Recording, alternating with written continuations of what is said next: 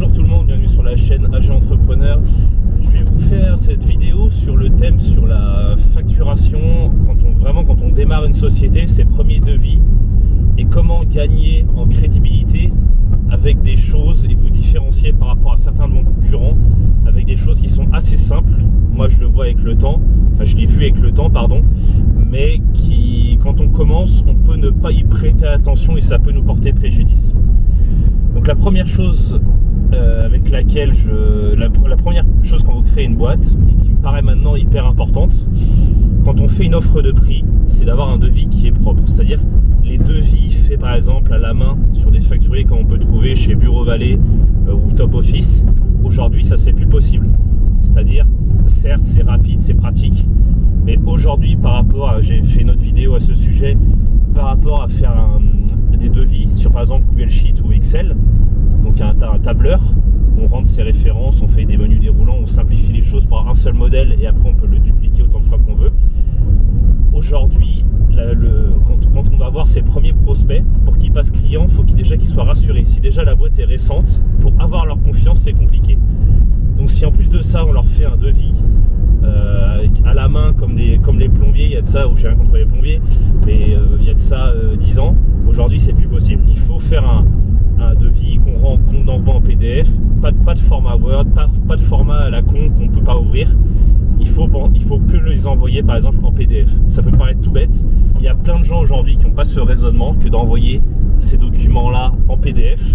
Et ce qui fait qu'on peut l'ouvrir sur tous les supports, iPhone, iPad. On soit en déplacement, c'est hyper simple à ouvrir, on n'a pas besoin de tous les logiciels qui vont bien.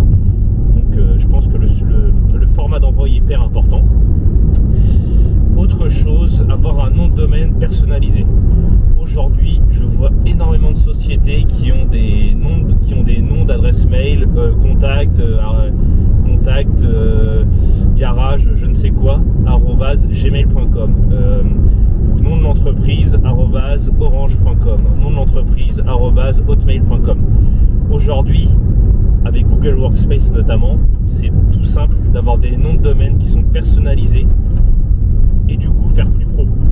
Et cet autre conseil que je vous donnerais par exemple, c'est quand on démarre, pour donner notamment crédibilité, parce que quand on démarre ça peut être compliqué de faire son trou, c'est d'avoir plusieurs adresses mail. Par exemple vous pouvez avoir le vôtre, donc votre nom,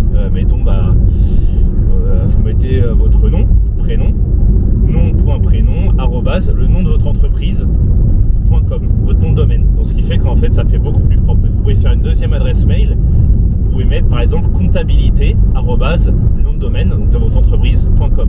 Ce qui fait que par exemple quand vous allez voir un client, vous lui faites votre offre de prix. Votre offre de prix, vous lui envoyez depuis votre adresse mail qui est personnalisée avec mon prénom. Quand les gens vous renvoient leur devis en bon pour accord et qui vous ont fait par exemple le chèque de 30% d'acompte, vous faites la facture d'acompte de ça et vous l'envoyez de comptabilité @nomdentreprise.com. Ce qui fait que la personne, ça fait hyper carré et ça fait beaucoup plus professionnel que énormément de boîtes qui bossent encore à l'ancienne où il y a une seule adresse mail, où on envoie tout arrive. C'est pas aussi professionnel que quand les noms de domaine sont apparents et sont bien scindés entre la comptabilité, les achats et les noms prénoms. Donc voilà, ça c'est les premiers tips que je donnerais par rapport à gagner en crédibilité au début, pour notamment se différencier de ses concurrents au début quand on en a.